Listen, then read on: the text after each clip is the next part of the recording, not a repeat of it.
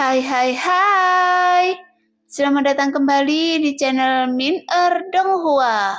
Kali ini kita akan melanjutkan cerita Donghua, Apotesis. Gak pakai lama lagi, langsung aja kita ke ceritanya. Check it out.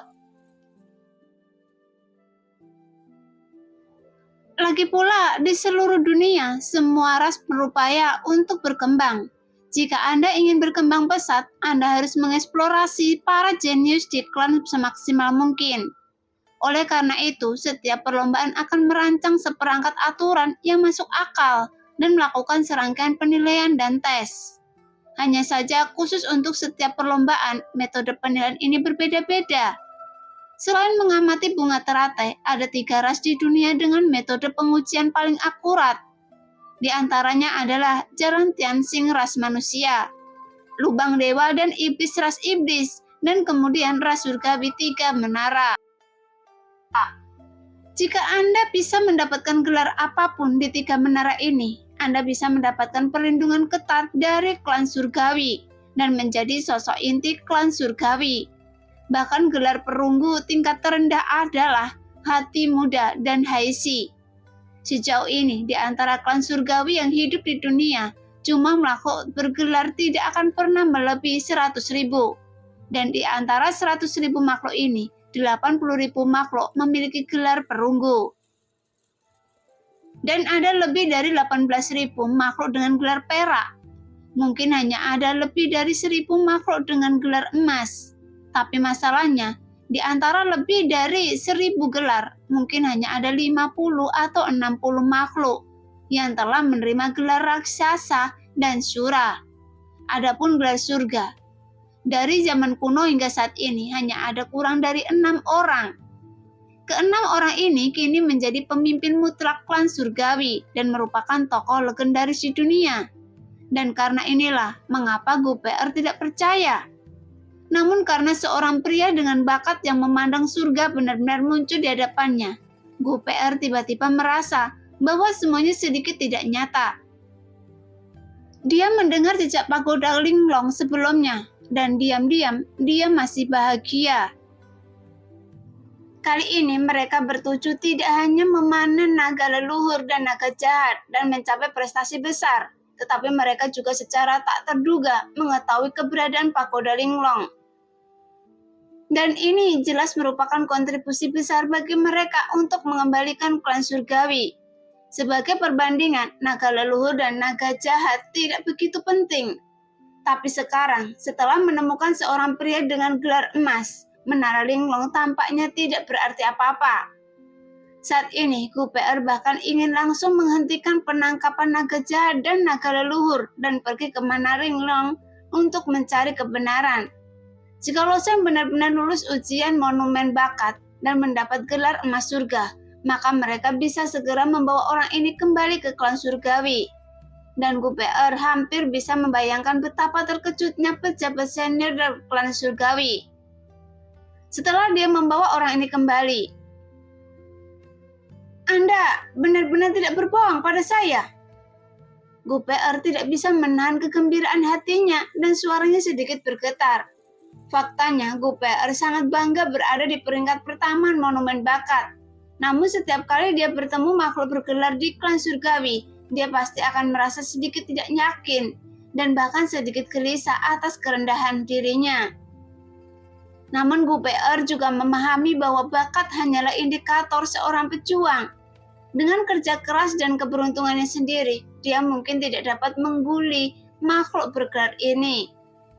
Tapi sekarang, menghadapi pria di depannya, Gupeer tidak merasa seperti ini sama sekali, karena jaraknya begitu besar, sehingga dia tidak bisa memikirkan perbandingan di dalam hatinya. Loseng mengangguk, memandang Gupeer dengan ringan dan tersenyum. Iya, saya tidak berbohong pada Anda, tapi apa? Tanya Gupeer mengedipkan matanya. Dia takut Loseng akan langsung menyangkalnya lagi, yang akan membuatnya bersemangat dengan sia-sia. Loseng tersenyum. Naga leluhur ini sepertinya telah menetas. Saat mereka sedang berbincang, cangkang telur naga leluhur yang terbungkus lapisan rantai akhirnya terbuka sempurna. Hidung yang lembut langsung membuka cangkang telur tersebut, memperlihatkan bagian berbulu di dalam tubuh cangkang telur tersebut. Tapi tubuh kecil itu tidak terlihat seperti bayi naga yang baru menetas, melainkan seperti kuda laut kecil. Dengan kepala ramping dan sepasang mata besar, memancarkan cahaya biru. Setelah naga leluhur muncul dari cangkang telur, ia menelan cangkang telur naga leluhur gigitan demi gigitan. Selama proses ini, Feng Nianyun mulai mengingatkan Lo Sheng. Anda terus mengarang cerita untuk menipu wanita itu dan membiarkan naga leluhur memperhatikan Anda. Selama pandangan pertama berhasil, tandanya akan ditanam. Feng Nianyun berada di dunia batin. Ketika dia mendengar Lo Sheng mengucapkan banyak kata yang sepertinya membuat wanita berambut perak itu menjadi linglung. Meskipun dia pernah mendengar tentang menara klan surgawi, dia tidak pernah ke sana, jadi dia tidak tahu arti spesifik dari kata-kata Lo Sheng. Namun Feng Nianyun juga mengagumi perkataan Lo Sheng barusan. Tentu saja dia tidak mengagumi gelar atau semacamnya, tapi dia mengagumi kemampuan Lo Sheng untuk menipu orang. Dia hanya menipu wanita ideal dari klan surgawi ini sesaat dan dia merasa Lo Sheng benar-benar mengada-ada. Tapi keterampilan membual Lo Sheng sebenarnya tidak sia-sia. Setelah naga kecil berbulu itu menatap Lo Sheng sebentar dengan mata besar terbuka, Lo Sheng tersenyum dan memberitahu Gu Pe'er bahwa naga leluhur telah menetas. Segera sayap naga kecil berbulu itu berkibar, tapi dengan mudah melayang keluar dari ruang yang dibiaskan dan bergegas menuju Lo Sheng. Jika Gu Pe'er melihat pemandangan ini sebelumnya, saya khawatir dia akan marah. Mereka bekerja keras untuk mengatur berbagai mekanisme di tanah suci Tianjin, dan mereka pasti akan menangkap naga leluhur dan naga jahat. Tetapi sekarang dia dibingungkan oleh Lo Sheng. Jadi ini jelas merupakan hal terburuk. Tapi setelah Gu Pe'er memastikan bahwa perkataan Lo Sheng 80% benar, telur naga leluhur sepertinya tidak begitu penting, jadi dia merasa sangat tenang saat ini. Jika orang ini benar-benar memiliki gelar surga emas dan diakui oleh naga leluhur, itu juga merupakan keberuntungannya. Sekarang, naga kecil yang baru menetas tidak memiliki keterasingan pada Lo Sheng, dan dia melemparkan dirinya ke pelukan Lo Sheng, dan kepala kecilnya yang berbulu terus berjatuhan di pelukan Lo Sheng. Secara umum, makhluk yang lahir di dalam telur mempunyai kemampuan bertindak yang relatif lengkap. Setelah keluar dari telurnya dan juga dapat berpikir mandiri sampai batas tertentu, sehingga makhluk jenis ini dapat mempunyai perilaku membekas. Artinya, yang pertama begitu dia melihat Lo Sheng, dia mengenalinya sebagai ibunya. Namun makhluk seperti manusia sama sekali tidak tahu apa-apa setelah lahir, dan memerlukan pelatihan dan budidaya jangka panjang untuk secara bertahap membangun tingkat kognisi tertentu. Jadi makhluk tersebut tidak akan melakukan perilaku pencetakan. Lagi pula, naga leluhur mungkin merupakan kepercayaan dari klan naga sejati, tetapi juga dipengaruhi oleh perilaku pencetakannya. Oleh karena itu, tanda yang kuat tercipta di benak naga kecil ini juga dibawa pengaruh tanda ini. Lo Sheng menjadi ibunya. Oleh karena itu, untuk mencegah percetakan, ketujuh orang dari klan surgawi ini sebenarnya melakukan beberapa persiapan. Mereka awalnya berencana menggunakan hukum waktu untuk menetaskan naga leluhur, kemudian menyegel naga leluhur dan membawanya kembali ke klan surgawi, karena tidak dibiarkan saja perilaku pencetakan naga leluhur ini terjadi. Adapun masalah selanjutnya serahkan pada pejabat senior klan surgawi untuk menanganinya. Namun naga leluhur menetas lebih cepat dari yang mereka perkirakan, dan ketika Lo Sheng dikejar oleh Gu Pe'er, dia secara tidak sengaja berlari ke puncak menara, dan Feng Nianyun ada di sampingnya untuk memberikan saran, sehingga mereka dapat melakukannya. Setelah memegang naga leluhur kecil ini, Lo Sheng awalnya mengira Gu Pe'er akan menyerangnya dengan marah, jadi dia memikirkan cara untuk melarikan diri. Tapi sekarang Gu Pe'er tidak bergerak sama sekali, hanya berdiri di sana dan menatap dirinya sendiri dengan tatapan kosong, bahkan menatap mata terhadap naga kecil di pelukannya. Ada apa dengan wanita ini? Lo-Sheng juga bingung. Jadi dia bertanya pada Feng Nianyun di dunia batin, tapi Feng Nianyun menggelengkan kepalanya. Saya tidak tahu apakah dia hanya ingin perbaikan agar Anda menakutinya. Saya tidak mengada-ngada sekarang, balas Lo-Sheng. Siapa yang percaya? Feng Nianyun melihat kemampuan Lo-Sheng yang menyombongkan diri dan tidak mempercayai kata-kata Lo-Sheng sama sekali. Saat ini, Gu Pe'er berkata dengan lembut, "Ikuti saya." "Ikuti Anda?" jawab Lo-Sheng dengan bingung. "Saya tidak perlu membicarakan masalah telur naga leluhur, tapi ada beberapa hal yang harus Anda kerjakan dengan saya terlebih dahulu," kata Gu Pe'er dengan serius. Jelas, Gu Pe'er mengetahui dengan baik prioritas masalah ini. Meskipun naga leluhur itu penting, tetapi dibandingkan dengan seorang pejuang dengan gelar surgawi emas, dia seperti seringan asap dan debu.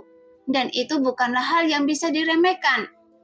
Terlebih lagi, meskipun ternyata kecelakaan, mereka masih memiliki kemampuan untuk membawa pergi naga leluhur. Meskipun sebuah tanda itu tentu saja merepotkan, terutama tanda pada naga leluhur. Jika ingin menghilangkannya, bahkan klan surgawi pun harus membayar mahal. Tapi itu hanya masalah, karena masalah yang bisa diselesaikan bukanlah masalah yang sebenarnya. Adapun prajurit bergelar surgawi emas, saya khawatir tidak peduli berapa banyak kesulitan yang diperlukan, mereka tidak dapat mendapatkannya kembali.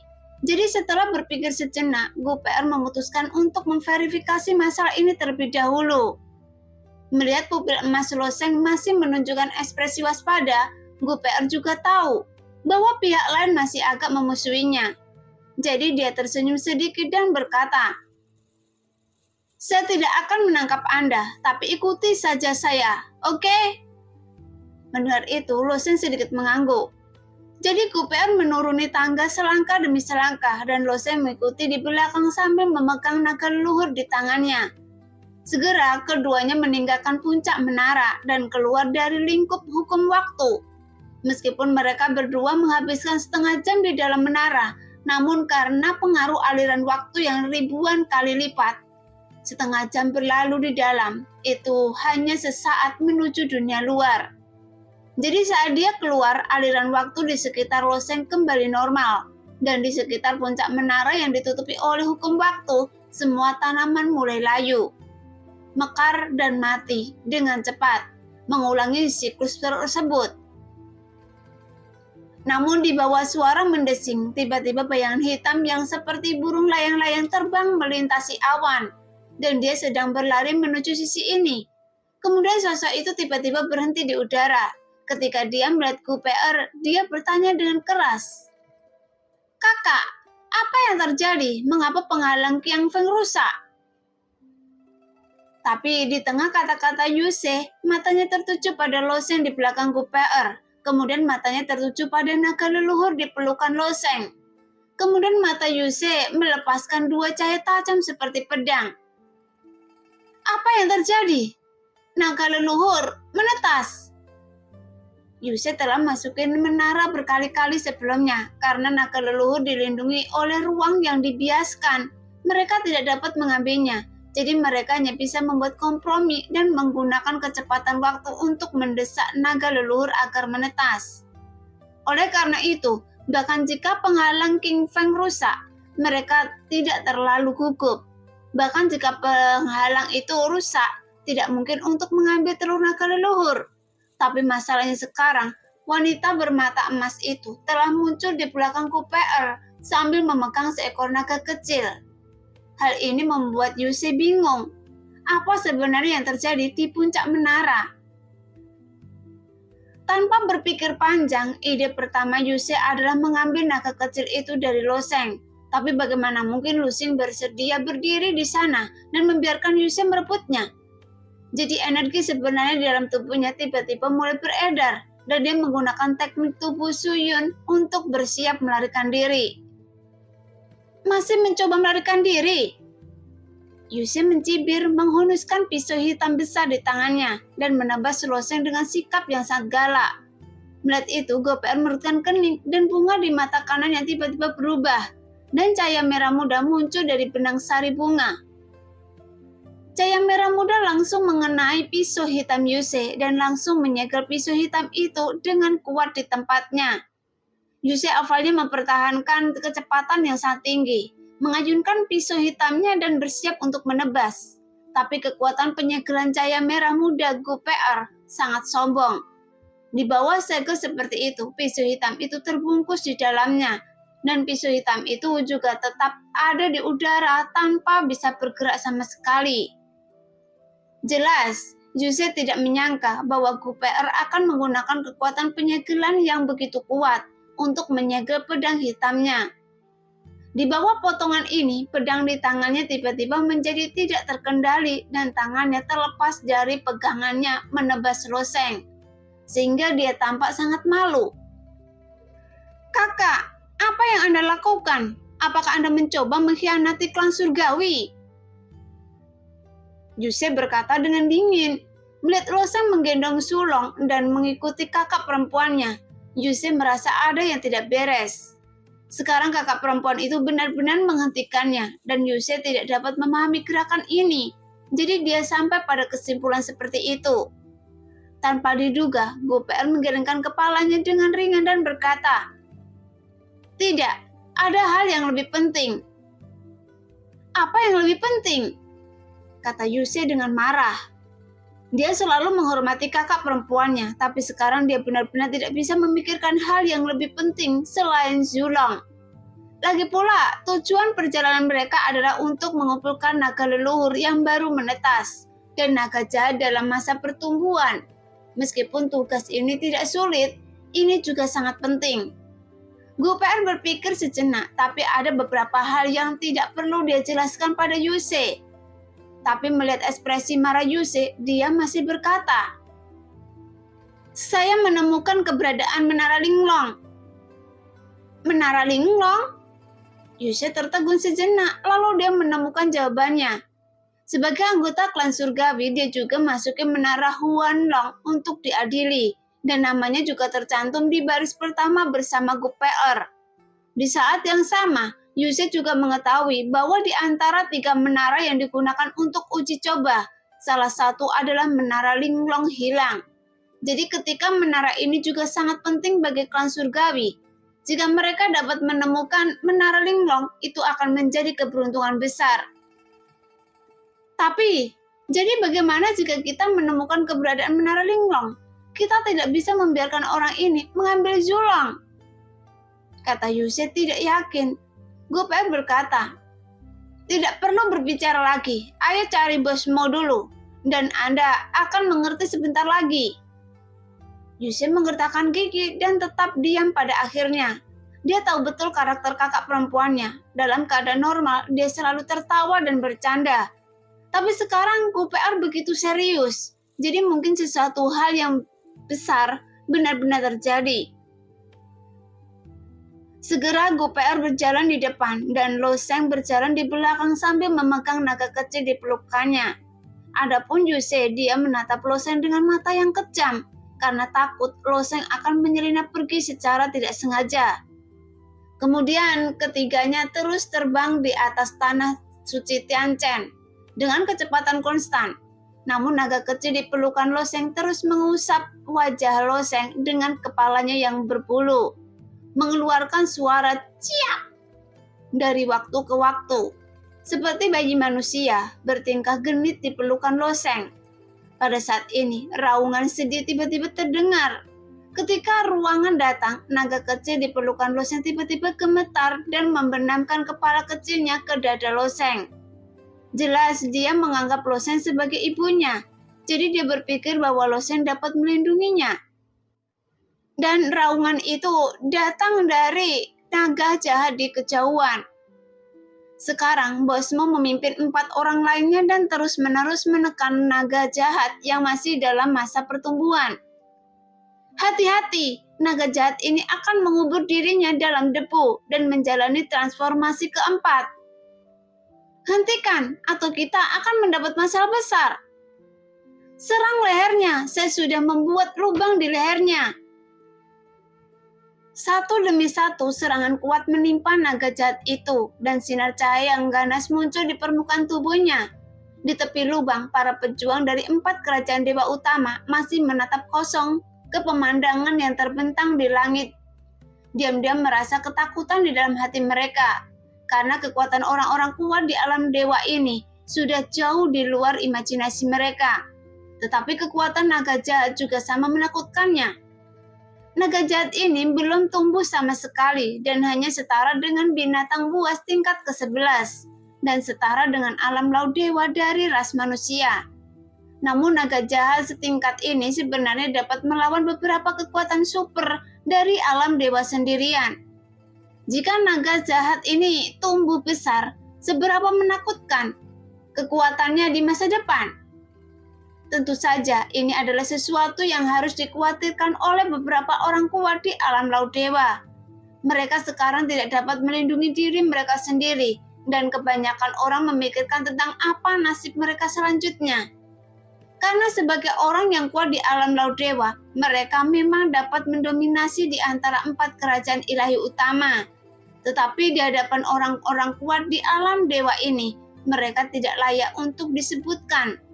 Apalagi jiwa mereka dipenjarakan di mayat-mayat itu, sehingga mereka bahkan tidak memiliki kekuatan untuk melawan. Karena tanpa kemampuan untuk melawan, mereka hanya dapat dibantai oleh orang lain. Karena para pejuang alam laut dewa ini selangkah demi selangkah memahami kebenaran ini, lebih baik daripada siapapun. Saat ini, mereka bahkan tidak layak bagi orang-orang kuat di alam dewa untuk membunuh mereka. Tetapi begitu mereka menaklukkan naga jahat ini dan berbalik, nasib mereka kemungkinan besar akan binasa. Meskipun orang-orang kuat di alam dewa ini tidak punya alasan untuk membunuh mereka, mereka juga tidak punya alasan untuk melepaskan mereka.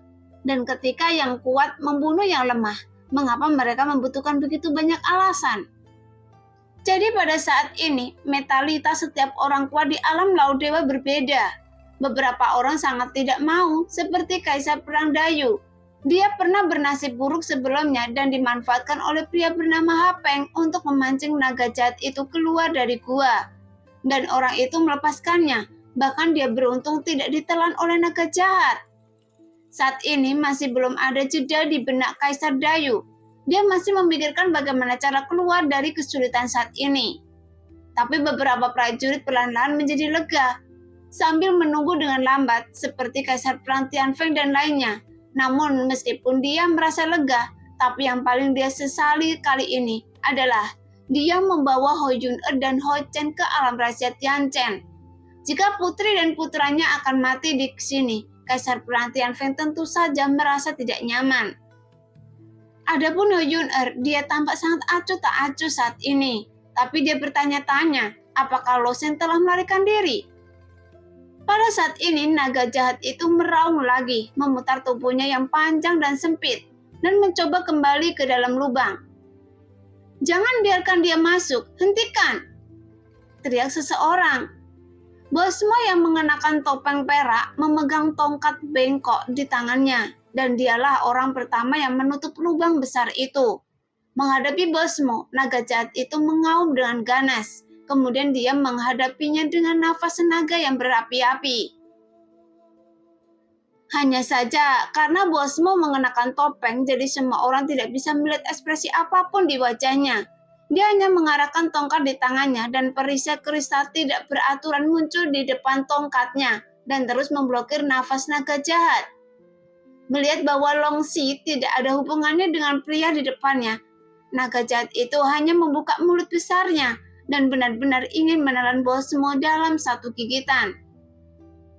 Meskipun naga jahat itu tidak seperti naga dewasa asli, dengan tubuh besar yang seperti gunung, dia masih berkali-kali lebih besar dari Bosmo di depannya.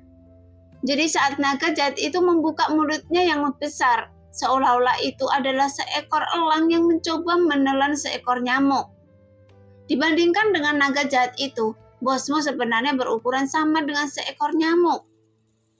Melihat bahwa naga jahat akan menelannya dalam seteguk ini, Bosmo melambaikan tongkat di tangannya dan berputar dengan lembut di udara.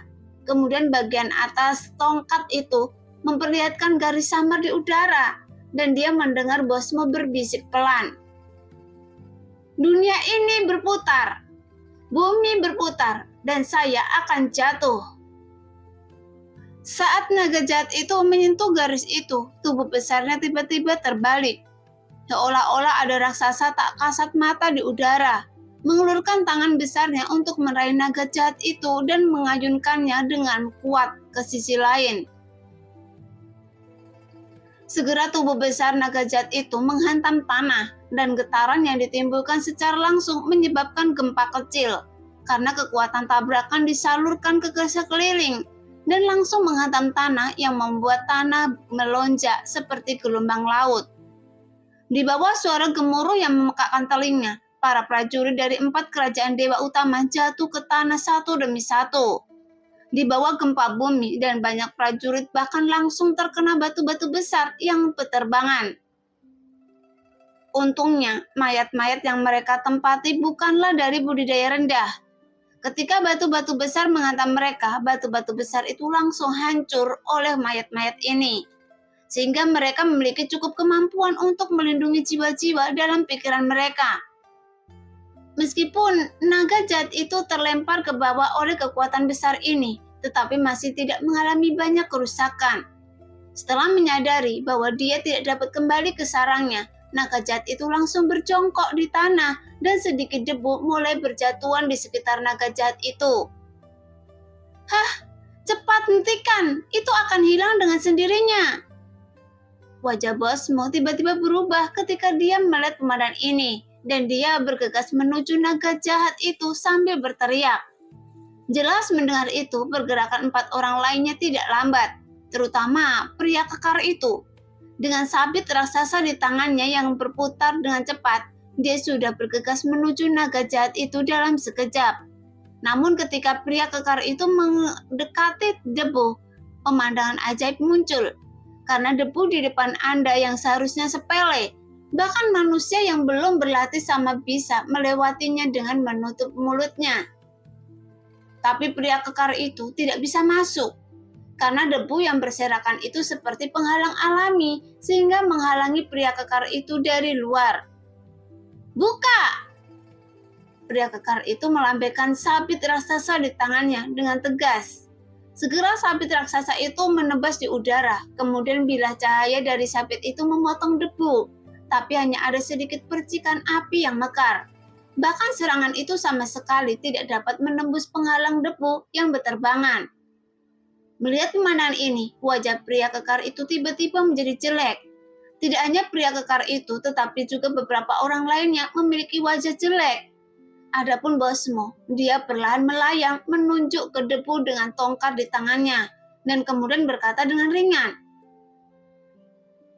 "Kita dalam masalah sekarang, karena naga jahat ini benar-benar menyegel dirinya sendiri ke dalam penghalang debu. Adapun kekuatan penyegel debu ini adalah naluri dari binatang super. Berapa lama debu ini akan bertahan?" Salah satu klan surgawi bertanya. Bosmo berkata dengan tenang, "Waktunya tidak akan terlalu singkat, tapi juga tidak akan terlalu lama. Masalahnya bukan naga ini sedang membersihkan debu, tapi saat ini membersihkan dirinya sendiri, dia akan mengalami transformasi keempat. Pada saat itu akan menjadi sesuatu yang tidak dapat kita lawan." Jelas, naga jahat ini baru bertransformasi 3 kali dan harus dilawan oleh beberapa orang kuat di alam dewa. Jika dia bertransformasi untuk keempat kalinya, kekuatannya akan membuat lompatan kualitatif lagi. Jadi anggota di klan surgawi yang hadir harus mengambil tindakan dengan cepat. Tapi apakah yang terjadi saat ini? Adegan yang tidak ingin dilihat oleh klan Tianwei. Apa yang harus kita lakukan sekarang? Pria kekar itu bertanya dengan cemberut. Dia baru saja mengaktifkan kemarahan darahnya dan berhasil menyerang naga jahat itu. Tapi kekuatan penghalang debu macam apa yang keluar itu sangat besar, sehingga dia tidak bisa berbuat apa-apa dengannya. Bosmo menggelengkan kepalanya dan tidak menjawab. Dia memakai topeng sehingga semua orang tidak bisa melihat ekspresinya. Namun sebagai pemimpin dari 7 orang dalam perjalanan ini, semua orang masih ingin melihat tindakannya. Pada saat ini, 3 sosok terbang menuju langit. Bosmo melihat melalui topeng dan kemudian berkata, "Abaikan sisi ini untuk saat ini. Tampaknya situasi di sisi GUPR mungkin lebih merepotkan." "Lebih banyak masalah?" Pria kekar itu mendongak. Ketika dia memalingkan muka dari GUPR, matanya yang seperti lonceng tiba-tiba terbuka lebar, dan dia berkata dengan marah, "Sialan, wanita itu mengeluarkan naga leluhur yang telah menetas. Kenapa itu ada di tangannya?" "Jelas," kata dia, "di mulut pria kekar itu secara alami adalah loseng. Bahkan seorang pria parubaya yang tampak seperti seorang sarjana juga menurutkan kening." "Ada apa dengan PR? Jika Anda membiarkan dia mengejar wanita ini, mengapa Anda membiarkan wanita ini mengambil naga leluhur di tangannya?" Bosmo menghela nafas pelan, lalu berkata, "Iya, meskipun saya telah memperkuat keberuntungan saya kali ini, sepertinya ada seseorang yang memiliki keberuntungan lebih kuat dari saya." Dia menghela nafas. Mereka seperti dia telah mengalami banyak perubahan dalam hidup. Sebagai anggota inti klan surgawi, Bosmo pernah memperoleh gelar bagus di Menara Huanlong, dan itu juga merupakan gelar perak.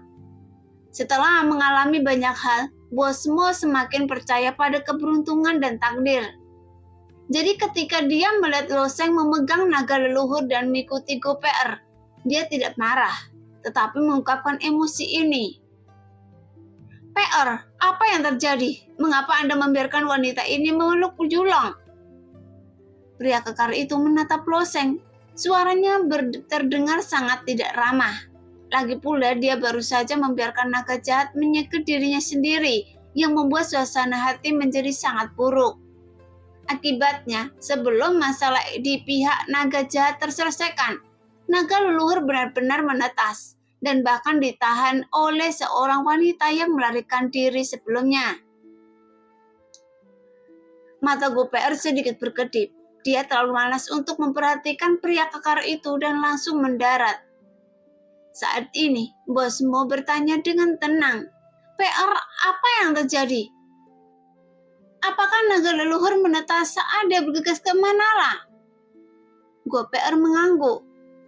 "Anda hampir bisa mengatakan itu dengan benar. Tapi pertanyaannya adalah, bagaimana cara memecahkan penghalang saya?" Pria parubaya yang tampak seperti sarjana bertanya dengan rasa ingin tahu. Dia benar-benar tidak dapat membayangkan bagaimana loseng bisa memecahkan penghalang yang dia atur dengan hati-hati. GUPR tersenyum tipis sebelum berkata, "Dia memiliki beliung tambang bintang hitam, artefak tertinggi itu. King Feng, meskipun penghalang Anda sangat kuat, tapi itu tidak dapat menghentikannya. Hukum sebab dan akibat yang terkandung dalam beliung tambang bintang hitam lebih baik daripada milik Anda. Karena hukum sebab dan akibat yang terkandung dalam beliung bintang jauh lebih kuat." Nah, demikianlah cerita hari ini. Terima kasih yang sudah menonton video Min Earth sampai selesai. Sampai jumpa di video selanjutnya. Bye-bye.